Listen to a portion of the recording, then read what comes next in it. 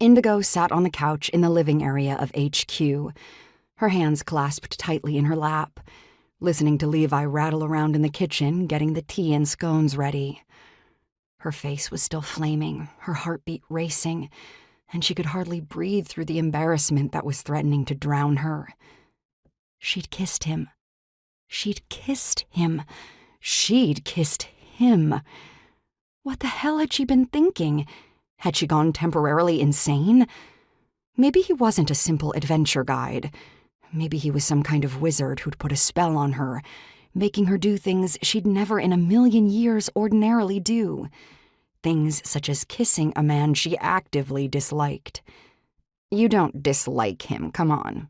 You'd never have kissed him if you truly didn't like him. Indigo covered her face with her hands and screamed silently into them. She'd been standing there, innocently asking him what the hell gumboot tea was, when he'd come over and stroked his finger between her brows. And there had been something about his touch that had gone through her like lightning, a pulse of the most intense electricity.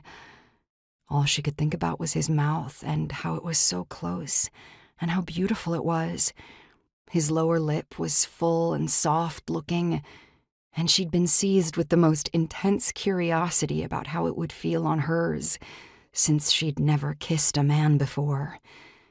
His gaze had been warm as he'd looked down at her, those fascinating sparks of wickedness glittering in his eyes. She'd been dazzled, part of her thinking about what he'd told her earlier after they'd come out of the Rose, of how he'd been in the foster system and then been on the streets. And she'd been shocked. He'd always seemed so confident and sure of himself in everything he did, so charming and good with people. Not like a man who'd had a very unsettled childhood, and maybe even an awful one. Her own might have been achingly lonely and isolated, but at least she'd had her grandma who'd looked out for her. It hurt her heart to think of him as a boy, tossed from one home to another without anyone to look out for him or care for him. Why that mattered to her, she had no idea. But it did. And that painful ache had combined with the attraction into one unholy urge, and before she knew what she was doing, she was rising on her toes and pressing her mouth to his.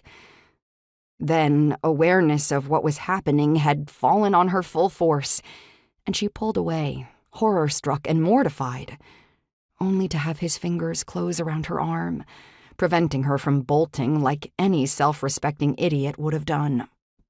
More rattling came from the direction of the kitchen, and she lowered her hands and glanced warily at the doorway. But Levi didn't appear. God, why was she still sitting here? She should have wrenched her arm from his grip and shot out the door. But he'd said that they could pretend it never happened, and they did have to talk about her house.